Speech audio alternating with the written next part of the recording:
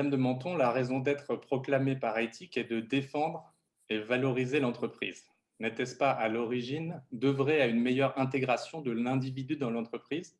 Est-ce la raison pour laquelle vous avez commencé à vous intéresser relativement tôt aux problématiques RSE? Alors, vous posez des questions savantes. Moi, je suis un peu comme Monsieur Jourdain, qui fait de la pro sans le savoir et qui fait de la RSE depuis que j'ai monté ma boîte sans le savoir. On se berce beaucoup de programmes dans la loi Pacte, on nous a imposé la réflexion sur la raison d'être, etc. C'est bien, je pense que ça fait probablement avancer les choses, mais il ne faudrait pas que ce soit artificiel. Je pense que la première utilité de la raison d'être, c'est en fait de se poser la question. C'est-à-dire que tout chef d'entreprise, il y a un moment où il faut qu'il se dise, bon, alors, c'est quoi ma raison d'être?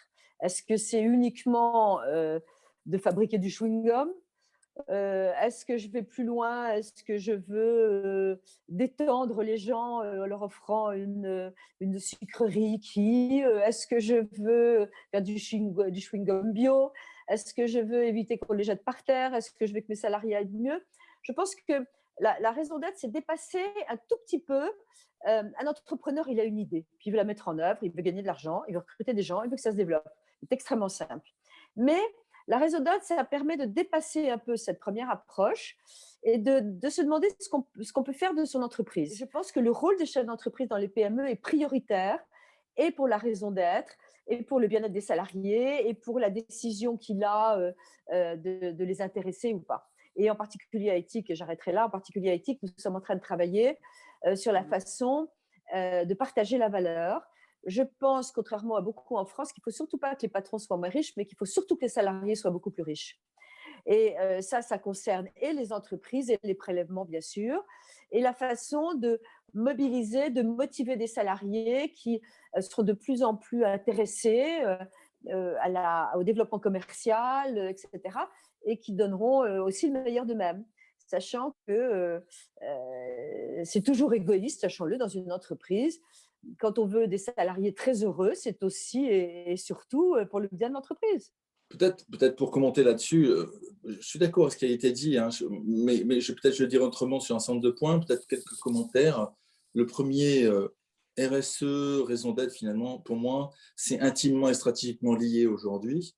On ne peut plus se poser la question de savoir à quoi sert mon entreprise, qu'on soit PME ou grande entreprise, avec tout ce que vous avez dit comme différence dans la taille, dans la capacité à agir sur son marché. Une grande entreprise agit sur son marché, une entreprise locale n'agit pas sur son marché, elle s'y adapte. Et donc, un patron de PME que je connais, quel qu'il soit, la question de la raison d'être pour eux va être, je dirais, dans des limites de capacité à agir qui est évidemment très différente qu'un Danone, comme vous le disiez. La notion de raison d'être n'est ni plus ni moins qu'un retour aux sources de l'entreprise, c'est-à-dire, en fait, à quoi je sers dans la société dans laquelle j'évolue, quelle est ma responsabilité, j'ai une idée, je réponds à un besoin, je considère que un certain nombre de problématiques ne sont pas résolues et moi, en tant qu'entrepreneur, j'ai envie de contribuer à répondre à ces besoins humains. L'enjeu et l'urgence environnementale est tellement forte qu'on ne peut pas se départir de regarder ces deux sujets, quel que soit le niveau d'entreprise que l'on porte. Et à un moment donné, la responsabilité, la dimension humaine des relations qu'on a en tant que chef d'entreprise, qu'on soit petite ou grande, est une force fondamentale qu'il faut savoir mettre en avant, non pas comme prédateur, mais comme acteur d'une responsabilité. Et il faut que chacun trouve sa place. Et c'est donc pour moi d'ordre stratégique. Pour les très très grands, c'est d'ordre stratégique. Pour une PME locale, c'est de l'ordre de trouver sa place dans l'économie locale à laquelle on appartient. Parce que sinon, les consommateurs et les collaborateurs, ou les consommateurs et les collaborateurs, se détourneront de nous en tant que chef d'entreprise. Bernard, vous semblez croire, dans votre ouvrage, dans vos prises de parole, vos articles, vous semblez croire au retour du long terme, favorisé notamment par la pression des parties prenantes. Est-ce que vous pourriez élaborer sur ce point? Est-ce que c'est un rêve ou c'est la réalité? Ouais. C'est ce que je viens de dire, c'est-à-dire que historiquement, une entreprise, elle était dans un écosystème assez court. J'achète, je transforme, je produis, je vends.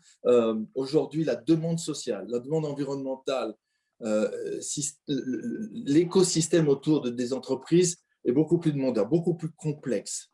Et donc, nécessite au-delà du profit à court terme que l'activité peut générer, de se poser la question de savoir quelle est ma responsabilité vis-à-vis de mes salariés, vis-à-vis de mes fournisseurs, vis-à-vis de mes clients. Et ces acteurs-là ont des moyens, je dirais, d'impact sur mon entreprise beaucoup plus considérable qu'avant, par les réseaux sociaux, par leur capacité à agir, par leur maturité. Et donc, ce rééquilibrage du social par rapport à l'économique est évidemment un élément que la crise a mis en avant. Je ne suis pas certain qu'en sortie de crise, on en tire toutes les leçons et que ceux qui sont en première ligne, comme on a pu le dire, est-ce qu'on va les reconnaître véritablement à l'aune de l'importance qu'a leur rôle en termes de relations humaines, en termes de prise, de prendre soin, en termes de capacité à créer du lien social, ce qui, dans le monde antérieur à la crise, était peut-être quelque chose qui avait été ignoré, oublié, pas pris en compte. Je pense que c'est des évolutions qui vont faire naître des changements. Si je peux dire un mot, Je vous en prie. je pense que vous avez tout à fait raison. Derrière le long terme et le court terme, il faut bien distinguer. Pour des entreprises, il peut y avoir, par exemple, quand c'est la gestion, il peut y avoir du très court terme. Il faut se dépêcher, il faut rattraper le chiffre d'affaires. C'est notre boulot. Il faut reprendre les bonnes vieilles habitudes. Moi, le monde d'après, ça me fait rigoler. J'aimerais beaucoup qu'on retrouve déjà un tout petit peu le monde d'avant. Et puis après, on va réfléchir. Maintenant, là où vous avez soulevé une vraie question, c'est la reconnaissance de ce qu'on appelle être les premières lignes. Moi, je pense que ce qui m'a frappée et ce que je tire de cette crise, peut-être parce que je suis présidente d'éthique et que je regroupe des entreprises qui ont toutes essayé de lutter contre la pandémie, chacune avec son activité, avec des boîtes que je connais, des boîtes comme Guino, qui en 2 minutes ont transformé une boîte de produits de beauté, c'était du gel hydraulique. Ça a été incroyable. On a commandé, une entreprise au sein d'éthique a commandé 50 millions de masques en Chine que j'ai été négocier. On a trouvé un avion, on les a fait venir parce que les entreprises n'avaient pas le droit d'avoir des masques. Donc, moi, j'ai vu une incapacité totale du public. Je ne vais pas tirer sur le gouvernement, ce n'est pas l'objet. Les strates de la fonction publique, la façon dont tout est contrôlé, dont le temps est dilué, dont la capacité à prendre une décision en urgence est inhérente à la fonction de ces gens, ça m'est apparu quelque chose de très important. Donc ça, c'est très, très intéressant parce que je pense, au-delà de l'entreprise, il y a le niveau de la France, un pays qui prend du retard à cause d'une technostructure, qui n'a pas valorisé l'entreprise comme il le faudrait. C'est bien joli de nous imposer la raison d'être. Moi, j'aimerais bien connaître la raison d'être aussi de certaines administrations. Comment est-ce qu'elles le vivent et quelle est leur intégration. Donc, le long terme, il faudrait que ce soit le moyen terme, en tout cas, ou le court terme. Ce serait une prise de conscience incroyable et un nouveau socle sur lequel refonder un État garant et non pas un État gérant et redonner la place qu'elle mérite à l'entreprise. Enfin, pour revenir sur l'État et le rôle de l'État, je pense que d'abord, le rôle de l'État est essentiel dans sa capacité à réguler et à faire que chacun trouve sa place.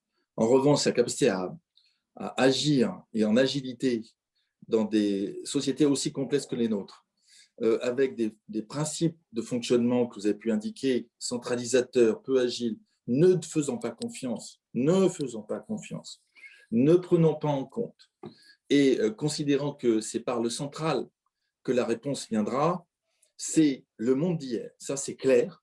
Le monde de demain, comme les entreprises le savent, c'est la capacité de donner le pouvoir en ayant en tête sa raison d'être, en ayant en tête les valeurs de l'entreprise, en ayant en tête ce qui unit un collectif, c'est donner la capacité à chacun sur le terrain de réagir au mieux en fonction des circonstances. Et pour moi, l'État français, l'administration française est au service des Français. Je ne suis pas certain que ce soit le cas aujourd'hui. Et ce changement profond de culture n'a pas eu lieu, n'a pas encore changé. J'espère que ça viendra un jour.